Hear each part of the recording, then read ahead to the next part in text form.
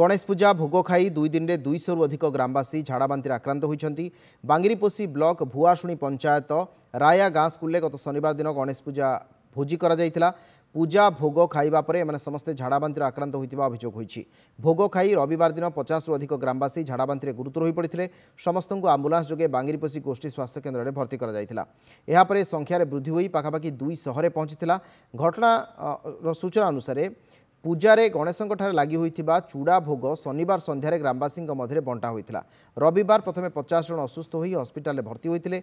रविवार राति एवं सोमवार दिन अधिक लोक आक्रांत हेबारु दुईटी गाँर पाखापाखि 200 लोक एबे बांगिरीपोषी गोष्ठी स्वास्थ्य केन्द्र में चिकित्सित होउछन्ति। से मध्य 18 जन छात्र छात्री भी अछन्ति। घटनारे गाँ को डाक्तरी तदंत दल पहुंची भोगर नमूना संग्रह करी तदंत आरंभ करिसन्ति। हस्पिटाल परिसर में बारिपदा उपजिलापाल ब्लॉक शिक्षा अधिकारी बीडीओ उपस्थित रही स्थितिर अनुध्यान करिसन्ति। से भोगटानी माने ये विषाक्त आकार ये जो आम झाड़ा बांती ना मुंड बता चली समस्ते आमर छुआ मैंने घर को नहीं जिते प्रसादी जे प्रसादी खाई सी भी सेमती टोटाल